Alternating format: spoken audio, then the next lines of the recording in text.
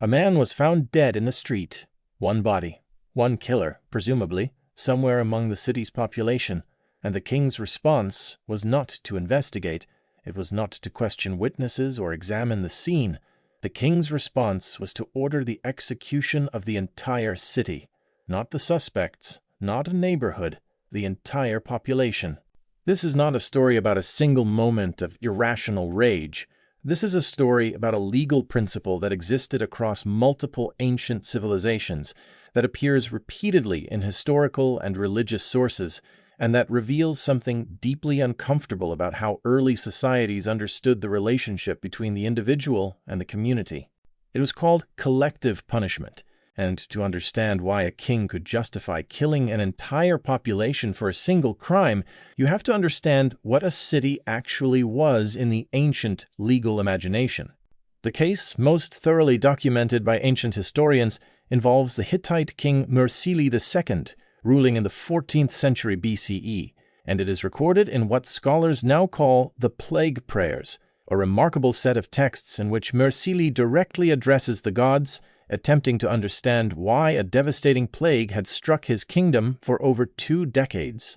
Historian Trevor Bryce, in his extensive work on Hittite history and religion, has described how Mursili's prayers reveal a worldview in which the actions of a single individual, even a king who had died years earlier, could bring catastrophic divine punishment down on an entire population. Mursili's father, Suppiluliuma, had broken a sacred treaty oath by attacking Egyptian territory after the death of an Egyptian pharaoh. The plague, in Mursili's theological framework, was the direct consequence of that single broken oath. The sin belonged to one man, the punishment belonged to everyone. This was not considered unjust by the standards of the time. It was considered cosmically logical, because in the legal and religious imagination of the ancient Near East, a city, a kingdom, or a people was not simply a collection of individuals.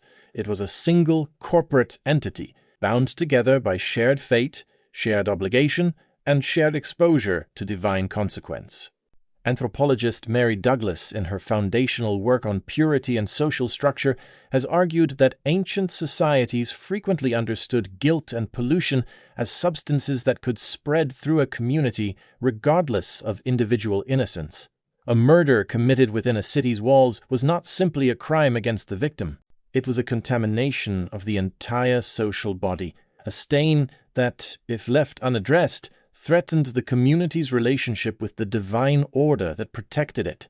This is why, across multiple ancient legal traditions, you find provisions for collective responsibility that seem deeply alien to modern legal thinking.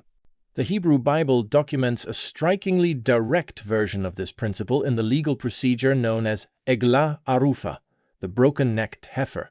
If a body was found in open country and the killer could not be identified, the elders of the nearest town were required to perform a ritual, breaking the neck of a heifer in an uncultivated valley, washing their hands over the animal, and declaring publicly that their hands had not shed the blood and their eyes had not seen it done. Biblical scholar Jacob Milgrom, in his analysis of ancient Israelite legal and ritual practice, has explained that this ritual existed precisely because an unsolved murder was understood to pollute the entire region around it.